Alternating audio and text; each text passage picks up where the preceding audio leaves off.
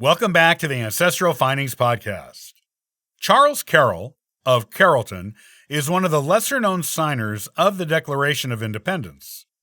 He is best remembered for adding "of Carrollton" after his name on the Declaration, but was well known for other things at the time.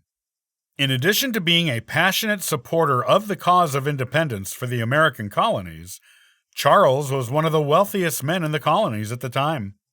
His descendants still own one of his valuable manor homes today.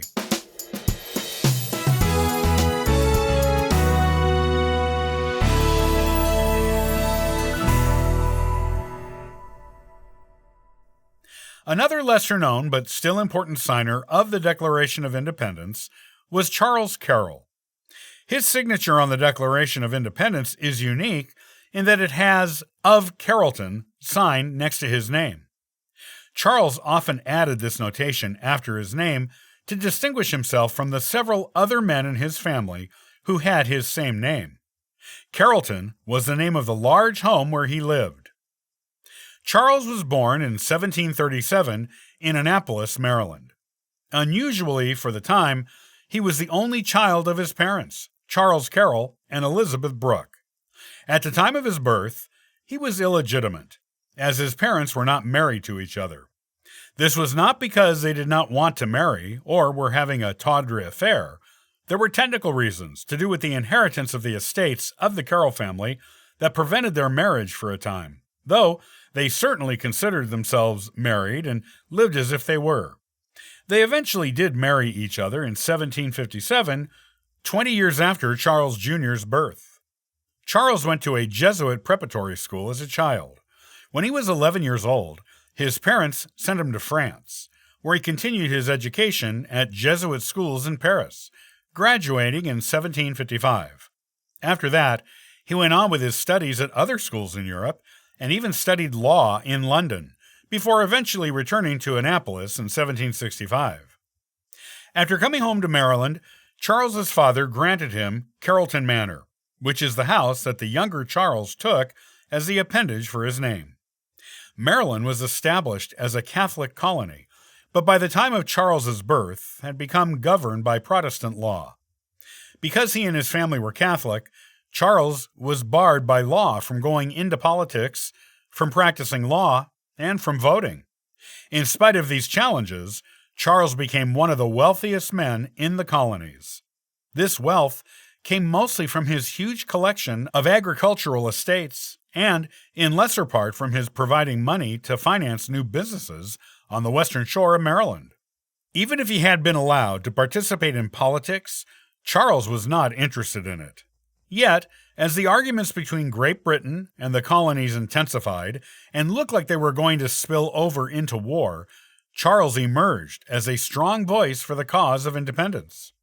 In 1772, Charles engaged in the public debate through the local newspapers, writing anonymously under the name First Citizen, arguing that the colonies should be in charge of deciding their own taxation.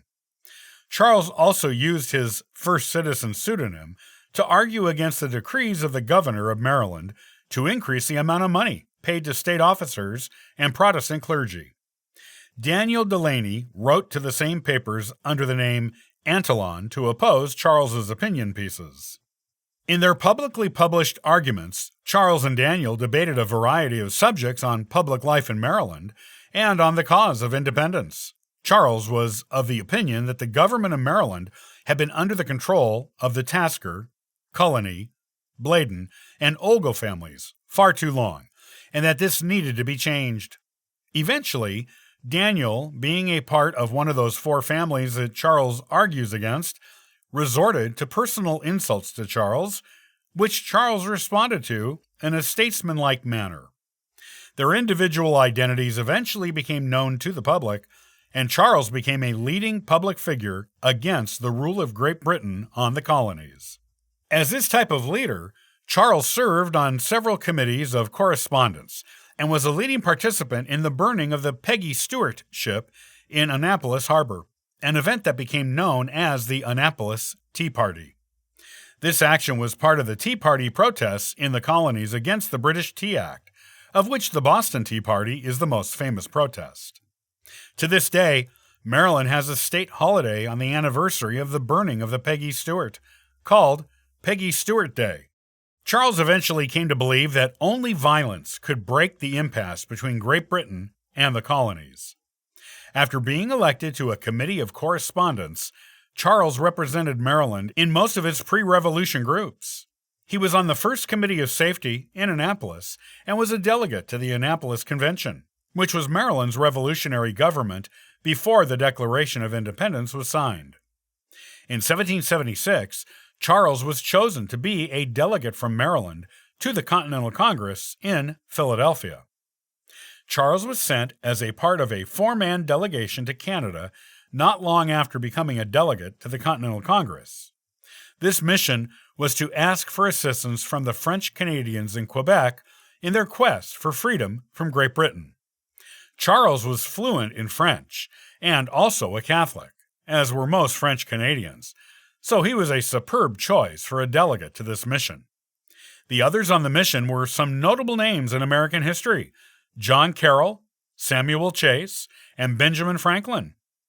While the delegates were not able to secure the assistance of the French Canadians, mostly due to the colonies trying to annex Canada at the same time the delegates were there, the assistance of the French Canadians ended up not being needed because of the assistance of the actual French in France.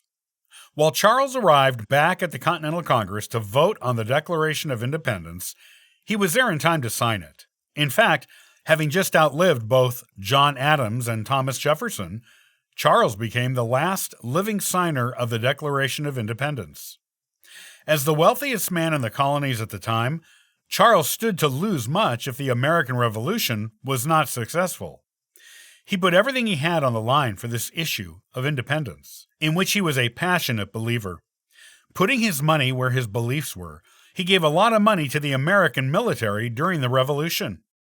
Charles married Mary Darnall in 1768, and they had 7 children together, 3 of whom survived childhood. Charles and Mary's descendants still own Doergan Manor in Maryland, with 100 acres of historically preserved land. The property is incredibly valuable even today. Charles died in 1832 at the age of 95 and is buried at the chapel at Dowerton Manor, which is one of the properties he owned during his life.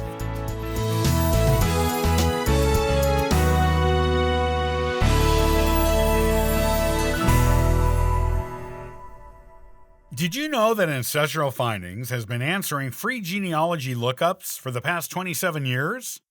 Come on over and download a free genealogy ebook, request a free genealogy lookup, and sign up for the free historical postcard giveaway. Thank you for listening and subscribing to the Ancestral Findings podcast. It's greatly appreciated. I hope you have a wonderful day and happy searching.